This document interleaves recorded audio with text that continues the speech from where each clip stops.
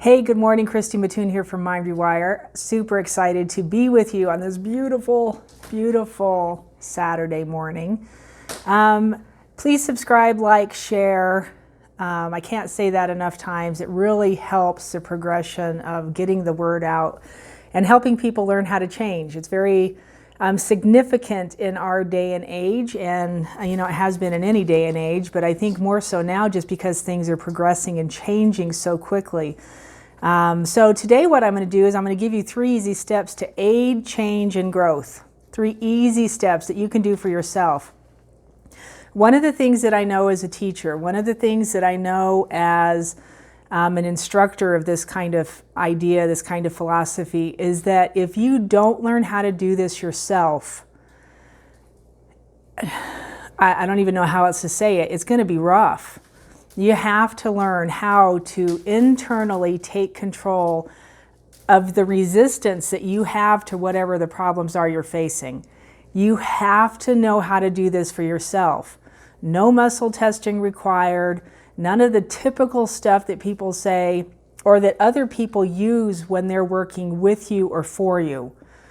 Does this make sense? So they're having to use muscle testing because they're asking questions that they can't possibly know the answers to unless they ask and then have some kind of means to retrieve the answer. The answer is just information in the field.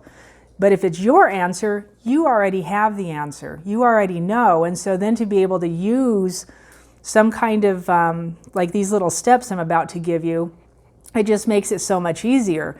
The deal is you have to be so aware and so in tune inside yourself. You have to have a level of heart coherence going on, which if you haven't or don't know what that is, go back through my videos and find one on heart coherence. I actually think that there's one pinned inside of my YouTube area.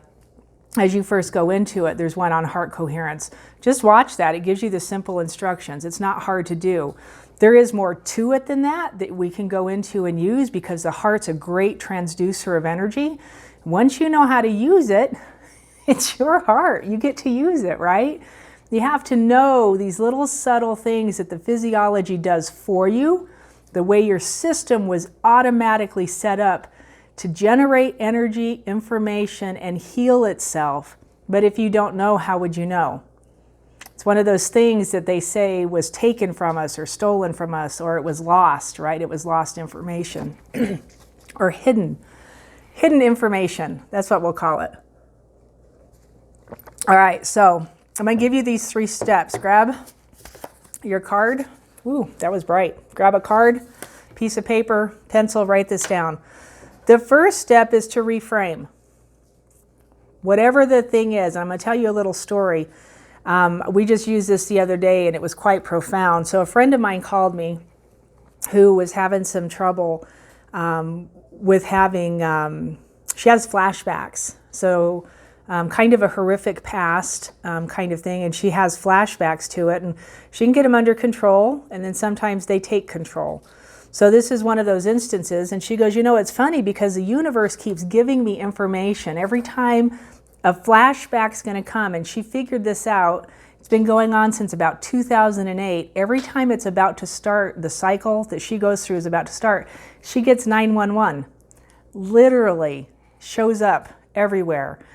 She actually just sent me a picture of a 911 that showed up on her phone this morning. So it was the time, right? And she said it's crazy. She said she was walking out last week into the street and they were doing some street work, and on the ground, painted in, I think it was orange, in bright orange, was 911. She goes, when I start seeing that, I know I'm about to go into the cycle. And she goes, what it has done is caused fear. So now she relates 911 to fear, and she was relating 911 to the towers coming down. So her understanding of 911 was danger, fear, death, right? All the stuff that came along with 911, with the towers coming down. So the reframe was pretty simple. As I sat there listening to her, I was like, what if 911 is simply a call for help? Because in my head, that's what 911 is, right? When you dial 911, somebody's going to come give you a hand. And she just was like, oh. She's like, reframe? And I was like, yes. reframe. So now when she sees 911, she has to remind herself, reframe it. Now she's in a process of true change.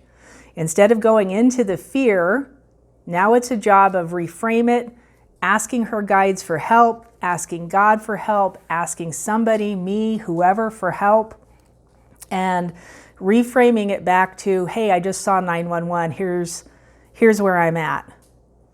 And in my head, once you get the 911, put in the call for help, hey, and I'll start talking to God. Show me some gratitude or show me something to be grateful for. Throw some love this way, right? I want to feel it inside my heart. I'll start asking for it. And then go into heart coherence, right? Take those 3 big breaths, big inhales, big exhales, move oxygen through your system, because when you're in fear, we shut that down, we quit breathing, the brain goes offline, and we don't want to do that. We want to do the big, huge breaths, the long, deep exhales to calm the system back down. So now not only have we reframed, we've started breathing. We're not going to go into fear. We're going to go into gratitude and love. Put your hands over your heart and think about something that puts you into that feeling. If it doesn't come to you automatically yet, think about a beach. Think about, the sunrise, the sunset, something that brings you back to, and you have to focus everything you have into that feeling. I focus, I put my awareness, and I just drive into that as hard as I can. And I stay there. And then I bring that feeling into my heart, and I just sit there and feel it, feel it, feel it, feel it. What you're doing, again, is calming the system down even more, because now instead of fear, you're in gratitude. The chemical compilation inside your body has to change. You can't stay in adrenaline and cortisol. All of a sudden you're in oxytocin and some of those higher level neurotransmitters that just make you go, yeah, that's the deal. That's the thing. That's what feels good. And then you fall in love with that and you're like, man, I don't want to feel that other way anymore. I want to stay in this feeling. And so you practice staying in that feeling. When you are doing that, what you are doing is making a very intentional effort. So intention applied. I don't want to live that way anymore. I want to live this way. I want to feel gratitude. I'm going to stay in this feeling of love, this deep commitment to myself to be this other person. What happens on a quantum level is you're literally collapsing a wave, right? From the perspective of I think it's called the double slit experiment, where they were sending protons and waves of light through these 2 slits to see what would happen on the other side. And what they found out astounded them, and then they did it, small tiny particles, right? And they said, well, this can only happen on this subatomic level. And then they did it with bigger particles, and it worked the same way. On the other side, there was a difference. There was something else, right? So when you direct your intention, you direct your awareness, and it's all the same particle, guys. At the end of the day, you are this energy.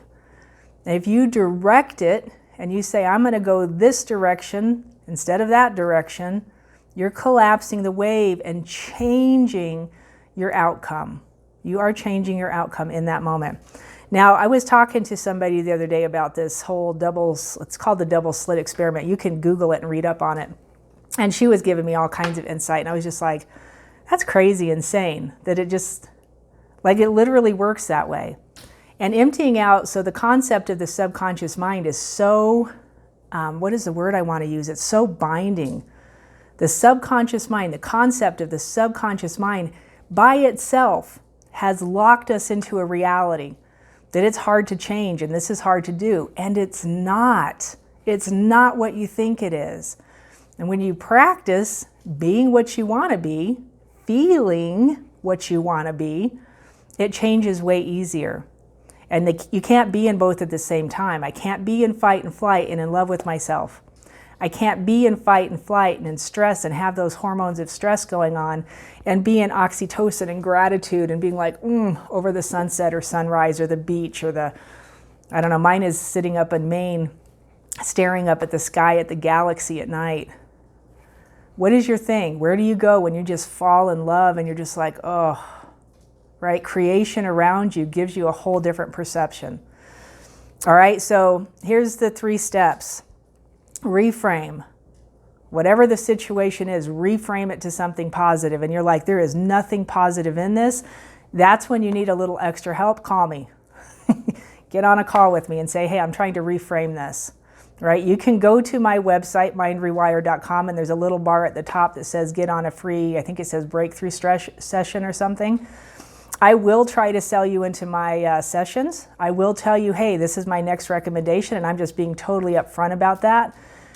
But at the same time, if you ask me, can you help me reframe this in the moment, and you can talk to anybody I've done these with, I usually give more information away on those sessions than most people are just like, oh, seriously. And then I'm like, hey, if the sessions are right for you, call me back. If it's right for you, do your work on it, call me back. So the first part is reframe. If you can't reframe it, get on a call with me. The second part is heart coherence. If you don't know heart coherence, go to my YouTube channel, find that video that's pinned to the top and watch it. It's about 25 minutes long. It teaches you how to get into heart coherence. This isn't hard. I promise it's not hard. Feel it, feel it, feel it, feel it. Third part is collapse the wave. By making an intentional decision to do this different and to feel it different, you are collapsing the wave. Does that make sense? You got it? I love you. I bless you in this. You can do this. If you need help, please don't hesitate to contact me.